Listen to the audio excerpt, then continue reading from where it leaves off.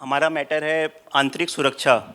तो मैं स्टार्ट करना चाहूँगा अंशुल जी से साइबर टेररिज्म पे बोलने के लिए। सभी को बहुत नमस्कार। तो काशी का मरण और सूरत का जमन, तो मैं बहुत भाग्यशाली हूँ। कल से जमन जमन ही चल रहा है मेरा। और जितनी भी सूरत की जितनी भी या गुजरात की जितनी भी डिशेस थी, मैं कल से सब कुछ मतलब जमन हो चुका है, तो बहुत भाग्यशाली फील कर रहा हूँ मैं अब। तो साइबर टेररिज्म की मैं बात करना चाहूँगा यहाँ पे आप लोगों से। और साइबर टेररिज्म की बात करना इसलिए इम्पॉर्टेंट है क्योंकि अभी जो भारत में पिछले कुछ सालों से जो माहौल हुआ है, या जैसा एक आतंकवाद फैलाया गया है या रेडिकलाइजेशन हुआ है, उसमें साइबर या सोशल मीडिया वर्ल्ड का एक बहुत बड़ा कंट्रीब्यूशन रहा है।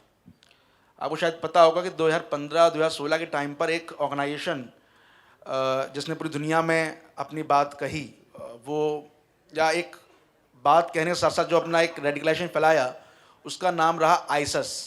उसको हम ISIS भी बोलते हैं। तो आईएसएस ने सबसे ज़्यादा किसी चीज़ का यूज़ किया for spread their ideology and radicalisation, वो रहा सोशल मीडिया एप्लीकेशंस का। और उसमें टेलीग्राम का बहुत यूज़ किया, क्योंकि टेलीग्राम ज़्यादा सिक्योर है, व्हाट्सअप से ज़्यादा सिक्योर है। तो टेलीग्राम पे जगह जगह ग्रुप्स बने। उसके बाद वो टेलीग्राम को उन्होंने मेन ऑपरेशन सिस्टम बनाया, और वहाँ से फिर उन्होंने social media platforms, Facebook, Twitter, Instagram, जगह जगह उन्होंने अपने आइडियोलॉजी को स्प्रेड किया। और एक बहुत फेमस अकाउंट हुआ करता था, जिसका नाम था Shami witness. Shami witness account ऐसा था जिसके पीछे यूके से लेके US से लेके CIA, मोसाद, सारी इंटेलिजेंस एजेंसीज लगी थी। ये अकाउंट ट्विटर पे कौन ऑपरेट कर रहा है, कौन चला रहा है। 17,000 20,000 फॉलोवर्स से होते होते वो अकाउंट 50,000 फॉलोवर्स तक उसके गेन हो गए।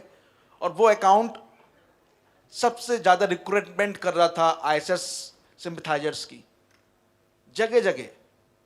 और किसी ने सोचा नहीं होगा कि वो अकाउंट एक्चुअल में इंडिया से ऑपरेट हो रहा था। वो UK US की एजेंसीज उसके पीछे पड़ी हुई थी। और जो वो अकाउंट चला रहा था, वो अकाउंट चलाने वाला व्यक्ति ITC का एम्प्लॉय था। मेहदी मसरूर उसका नाम था, और पढ़ा लिखा इंसान था, और वो उस अकाउंट को ऑपरेट कर रहा था। तो जब साइबर टेररिज्म की बात करते हैं, तो हमें इस बात का ध्यान रखना चाहिए कि जो लोग कहते हैं ना कि आतंकवादी जो लोग होते हैं वो इलिटरेट होते हैं और पॉवर्टी है, अनएम्प्लॉयमेंट है, ये सब वाइट वॉश करने का तरीका है। साइबर टेररिज्म करने वाला व्यक्ति पढ़ा लिखा इंसान ही होता है, जिसको अच्छे से नॉलेज होती है, जिसको पता होता है कि किस तरह से कहाँ से रेडिकलाइजेशन करना है। तो इंडिया में जब ISIS को स्प्रेड किया गया, तो ISIS ने सबसे ज़्यादा यूज़ किया टेलीग्राम चैनल्स का, ट्विटर का, इंस्टाग्राम का। और आज भी इंडिया में ISIS की मैगजीन्स आती हैं, जो कि डार्क वेब के थ्रू आप एक्सेस करके देख भी सकते हैं। हर महीने ISIS अपनी मैगजीन निकालता है, उसमें वो अपने ऑब्जेक्टिव्स को रखता है, अपनी बातें रखता है, और उसमें वो अपने आइडियोलॉजी को स्प्रेड करने की कोशिश करता है।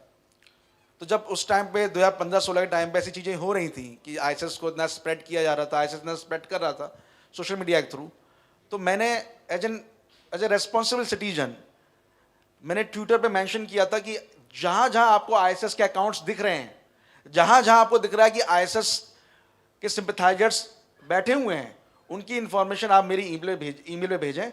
मैं उन अकाउंट्स को रिपोर्ट करूंगा। मैं उन अकाउंट्स को कंसर्न ऑफिशियल्स, अथॉरिटीज पे पास ले जाके रिपोर्ट करूंगा और उनको बंद करवाऊंगा। और ऐसा हुआ। तो लगभग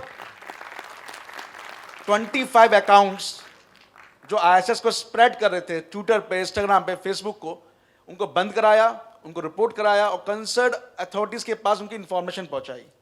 तो हम सब लोग साइबर टेररिज्म से लड़ने के लिए इतना तो कर ही सकते हैं कि एक अवेयरनेस लेके चलें। आपको कोई अकाउंट दिख रहा है जो आतंकवाद को फैला रहा है, आपको कोई अकाउंट दिख रहा है जो ऐसी आइडियोलॉजी स्प्रेड कर रहा है जो आपके ही देश के खिलाफ है, तो उसकी जानकारी आप ईमेल द्वारा NIA को या और भी बहुत से कंसर्न अथॉरिटीज़ हैं, आपके स्टेट की ATS है, ATS गुजरात तो बहुत फेमस भी है, तो इन सभी ऐसे कंसर्न ऑफिशियल्स को आप दे सकते हैं।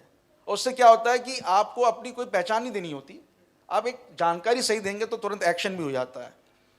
तो साइबर टेररिज्म को लड़ने के लिए सरकार के साथ साथ हम नागरिक को भी एक अवेयरनेस की ज़रूरत है, हमको भी खुद से स्टेप्स लेने की ज़रूरत है। और मुझे लगता है कि साइबर टेररिज्म, क्योंकि आने वाला टाइम ऐसा है कि साइबर अटैक से लेकर साइबर टेररिज्म सारे लड़ाई अब कंप्यूटर सिस्टम पे ही हो रही है, तो उसके लिए हम लोगों को भी ज़्यादा अवेयरनेस की ज़रूरत है, अपने साथ साथ और लोगों को अवेयर करने की ज़रूरत है, और हम लोग साथ में मिलकर इस साइबर टेररिज्म के खिलाफ एक साथ होकर लड़ सकते हैं। Thank you.